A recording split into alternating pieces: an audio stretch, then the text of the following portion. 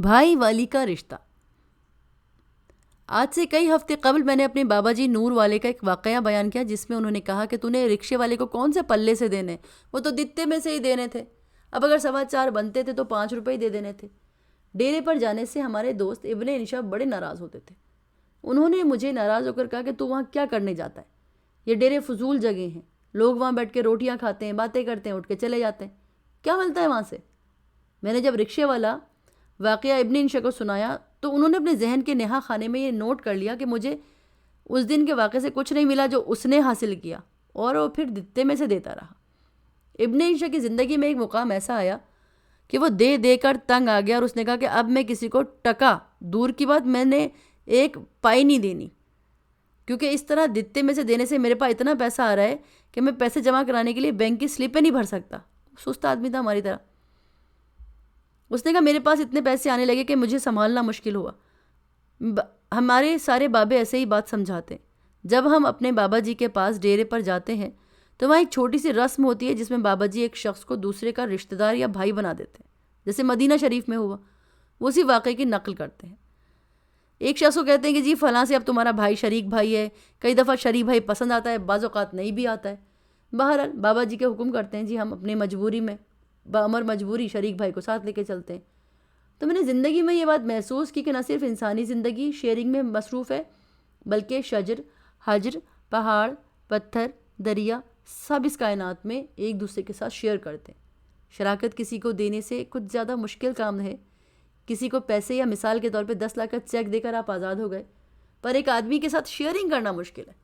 بہو کا ساس کے ساتھ، شوہر کا بیوی کے ساتھ شیئرنگ کی لائف کٹھن ہے۔ یہ باتیں ہمیں بابے لوگ بتاتے ہیں، ہمیں یہ باتیں کہیں کتابوں میں تو نظر نہیں آتی۔ بابا جی فرماتے تھے کہ درخت بھی ہمارے ساتھ شیئر کرتے ہیں۔ درختوں کو اس بات کا احساس ہے کہ جی میں مسمی درخت پیپل اشفاق احمد کے ساتھ شیئر کر رہا ہوں، یہ جتنی کاربن ڈائی آکسائڈ چھوڑے گا میں اس کو بڑی خوش دلی سے قبول کر لوں گا، اور اس کے جواب میں آکسیجن فراہم کروں گا، چاہے میں کہیں بھی رہوں یہ رشتہ قائم رہے گا۔ جناب اسی طرح بڑی بڑی چیزیں، سورج چاند بھی شیئر کرنے والوں میں سے ہے۔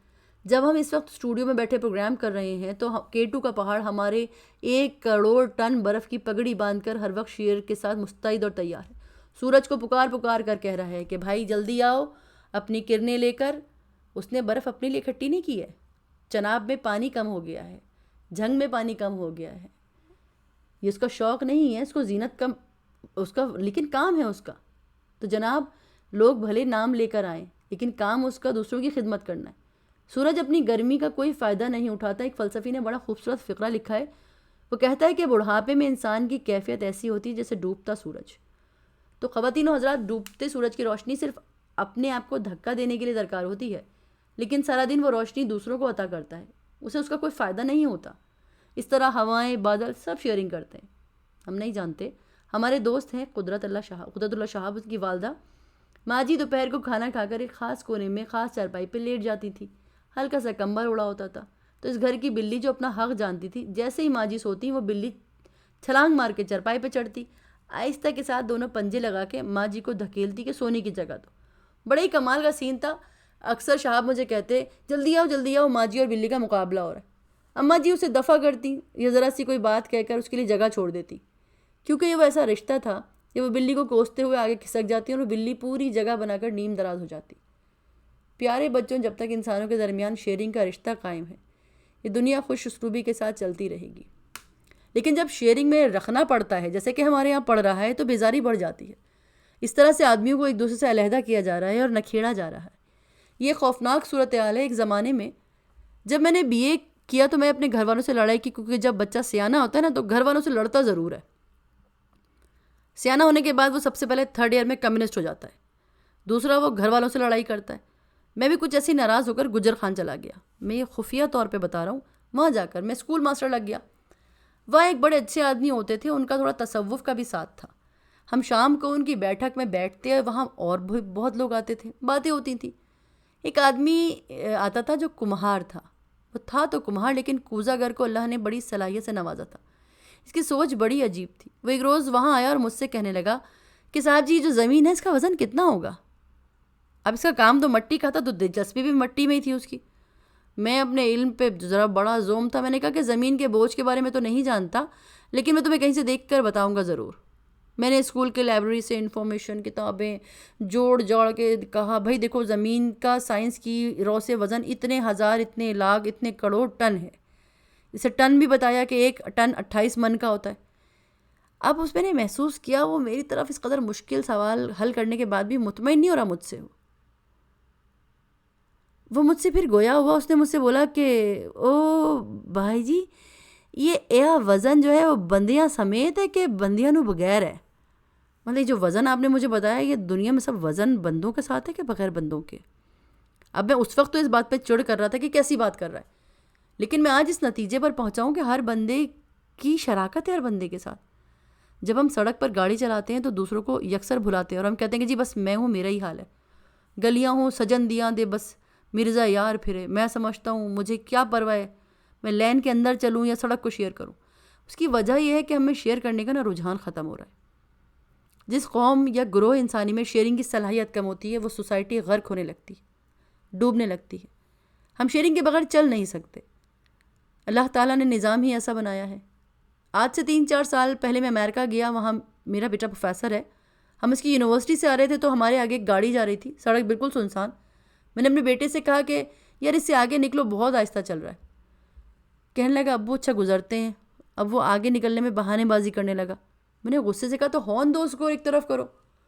کہنے لگا نہیں میں اسے ہوٹ نہیں کر سکتا ہوں، یہ عمر رسیدہ آدمی ہے، گاڑی چلا رہا ہے، میں ہارن دوں گا تو گھبرائے گا، نقصان کر سکتا ہے. میں نے بولا دفع کر یار، نقصان ہوتا ہے تو اس کا ہونا ہے نا، ہمارا کیا ہے.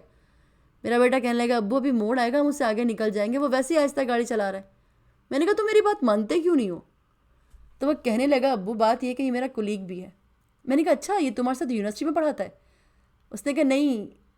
پھر میں نے کہا پھر ایڈمنسٹریٹر ہے؟ کہنے کا نہیں. میں نے بولا بھائی پھر تیرا ساتھی کیسا ہوا یہ؟ وہ کہنے کا ابا ہی از مائی روڈ فیلو، میں گھبرا نہیں سکتا اس کو. میں نے بولا میں نے تمہیں پڑھنے اس لیے بھیجا تھا کہ تم ایسی لاندی باتیں کرو، ادھر لاہور یا کراچی میں آؤ، کھٹا گاڑی چلا کے دیکھو، ادھر مارو ادھر مارو. کیا کوئی رشتہ دار سڑک کا رشتہ دار کون ہوتا ہے؟ ہم تو اپنے رشتہ داروں کو نہیں مانتے. مگر بعد میں مجھے شرمندہ ہوئی کہ میں نے کتنی چھوٹی بات کی ہے. خواتین حضرات جب شیئرنگ کی تار ٹوٹتی ہے تو اس قسم کی مشکلات پیدا ہوتی ہیں. اور نواب دین جو کمہار ہے وہ شیئرنگ کے رشتے کو جوڑنے کی بات کرتا ہے. میں عرض کر رہا تھا کہ کسی کو کچھ دے دینا تو بڑا ہی سہل کام ہے، شیئر کرنا مشکل ہے. میاں بیوی کا خاص طور پہ شیئرنگ کا رشتہ بڑا عجیب ہوتا ہے، نہ بھی پسند ہو تو رکھنا پڑتا ہے. قرآن پاک میں بھی اللہ فرماتا ہے کہ تم کو اپنی بہت سی بیویاں ناپسند ہوں گی مگر تم نے ان کے ساتھ رہنا ہے، جوڑنے والی جسمانی یا نفسیاتی تکلیف کے باوجود. کیا حاصل کرتے ہوں گے اس کا اندازہ ہمیں نہیں ہے، لیکن ہمارے بابے کہتے ہیں کہ شیئرنگ کرنے سے آپ کو عجب طرح کی تقویت ملتی ہے، ایسی تقویت جو آکسیجن کی صورت میں درخت سے ملتی ہے، جس سے آپ توانا رہتے ہیں. اگر آپ زندگی کے چھوٹے چھوٹے معاملات میں شراکت اور بھائی والی کے اوپر غور کریں گے تو آپ دیکھیں گے کہ ہر طرح سے شیئرنگ کا عمل جاری ہے، مگر عمل توجہ دینے سے نظر آتا ہے. اب جس وقت اس عمل کو اپنی زندگی میں شریک نہ کر لیا جائے مشکل ہو جاتی ہے، اور ہم اس مشکل سے گزر بھی رہے ہیں. ساری دنیا اس شیئرنگ سے نکل رہی ہے. میرے ایک دوست کی سب سے چھوٹی بیٹی تھی، اس کا نام سائمہ تھا. جب ہم سمان آباد میں رہتے تھے تو اس کی وہاں شادی ہوئی. پھر وہ سمان آباد سے شادی کے بعد لندن چلی گئی. اس کا خاوند انجینئر تھا. وہ لندن سے پھر کینیڈا شفٹ ہو گئے. جب ان کے ماشاءاللہ 2-3 خوبصورت بچے ہوئے تو انہوں نے سائمہ سے کہا کہ ہم کتنی دن باہر رہیں گے، واپس چلتے ہیں. پہلے تو وہ پوش ایریا ڈیفینس میں رہے، پھر گلبرگ، آخر میں سمان آباد ہی آ گئے. حالانکہ علاقہ ان کے مزاج کے مطابق نہیں تھا، نہ ہی ان کی بود و باش پر پورا اترتا تھا. تو ایک دن میں اپنے دوست حمید سے ملنے جا رہا تھا تو مجھے راستے میں مل گئی. اس نے بتایا کہ انکل آج کل میں سمان آباد میں ہوں. میں نے کہا تم نے علاقہ کیوں نہیں بدلا؟ وہ کہنے لگی انکل ایک تو اس علاقے سے میرے بچپن کی یادیں وابستہ ہیں، اسٹور بھی نزدیک ہے، جو چیز نہیں ہوتی جھٹ سے لے آتی ہوں. میں نے کہا سمان آباد میں کون سا اشیاء ضرورت کا اسٹور ہے جس میں ہر چیز ہے؟ کہنے لگی انکل بڑا ہے اور اعلیٰ درجے کا ہے. میں نے کہا میں نے نہیں دیکھا. کہنے لگی ماں کے گھر میرے گھر کے قریب ہے، جس کی ضرورت ہوتی ہے وہاں سے امی کے گھر سے لے آتی ہوں، اس سے بڑا اسٹور مجھے کہاں سے ملے گا؟ میں بڑا ہنسا اس کی بات پہ. شیئرنگ اسی طرح ہوتی ہے، اس کی جڑیں کچھ اسی طرح ہی ملی ہوتی ہیں. اب آپ کو اپنی ذات کے ساتھ یہ فیصلہ خود کرنا ہے، اور فیصلہ کرنے کے بعد ایک وقت مقرر آئے گا جس میں اپنے آپ کا احاطہ کریں. لوگوں نے مجھ سے مراقبے کے حوالے سے پوچھا ہے، اور میں انشاءاللہ کسی اور پروگرام میں مراقبے کی تمام اقسام کو عرض کروں گا. وہ اقسام کتابی طور پر ہی ہوں گی کیونکہ میں خود تو ماہر ہوں نہیں. مراقبہ ایک خود احتسابی کا طریقہ ہے. وگرنہ لوگ انسانوں پہ تنقید کرتے ہوئے جہاں سے گزر جائیں۔ آپ کو شراکت کی ہلکی ہلکی لہریں نہ صرف اپنے علاقے، گھر یا ملک میں ملیں گی، بلکہ آپ جہاں بھی چلے جائیں گے، جہاں بھی انسان آباد ہیں، جہاں بھی اللہ کے نظارے ہیں، وہ نظارے اور فضائیں آپ کو اپنے ساتھ شیئرنگ کرنی ہوں گی۔ آپ مری اب بھوربن کیوں جاتے ہیں؟ وہ بھوربن آپ کا انتظار کر رہا ہوتا ہے، پلیز آ جاؤ، بڑی دیر ہو گئی، میں آپ کے ساتھ کچھ شیئر کرنا چاہتا ہوں۔ جب آپ وہاں سے ہو کے آتے ہیں تو آپ کو احساس ہوتا ہے کہ بھوربن آپ سے کچھ شیئر کر رہا تھا، وہاں آپ کا جانے کا دل بھر جاتا ہے، پھر دوبارہ جاتے ہیں۔ شراکت بڑی نعمت ہے جو قدرت کی طرف سے ہمیں عطا ہوئی ہے۔ جب میں اٹلی میں تھا، وہاں ایک اصول ہے کہ ہر سال ڈرائیونگ لائسنس تجدید کروانا پڑتا ہے، پھر ایک بار ڈاکٹر کے حضور بینائی ٹیسٹ ہونے کے لیے کرنا پڑتا ہے۔ میں ڈاکٹر کے پاس گیا تو اس نے کہا کہ اوپر کی لائن پڑھو، چھٹی لائن۔ آخری لائن بڑی باریک تھی، میں نے 5ویں لائن تک تو کھٹ کھٹ پڑھ دیا۔ جب میں چھٹی لائن پہ آیا تو رک گیا۔ میں نے ڈاکٹر سے اٹالین زبان میں پوچھا، یہ مجھ سے پڑھی نہیں جا رہی۔ اس نے کہا کہ بس یہ 5 لائن پڑھنے کا حکم ہے، یہ چھٹی تو تمہیں میں اپنی طرف سے ہی کہہ رہا تھا۔ تو اب تو میں چھوٹے سے رشتے کو، محبت کے رشتے کو کیا نام دوں، لیکن میرا دل اس نے چھوٹی سی بات سے خوشی سے بھر دیا۔ تو مجھے یہ بات محسوس کر کے بھی خوشی ہوتی ہے کہ بہت سے لوگوں میں کچھ جانتے ہوئے نہ جانتے ہوئے بھی ہمارے ساتھ شیئر کرنے کی عادت ہے۔ میں نے شیئرنگ کے بہت فائدے اٹھائے ہیں۔ میں یہ یقین سے نہیں کہہ سکتا کہ اس شیئرنگ سے میں نے کسی کو کچھ دیا یا نہیں، لیکن میں نے حاصل بہت کچھ کیا۔ امید کرتا ہوں کہ آپ بات کو سمجھ گئے ہوں گے۔ اللہ آپ کو آسانیاں عطا فرمائے اور آسانیاں تقسیم کرنے کا شرف عطا فرمائے۔ اللہ حافظ۔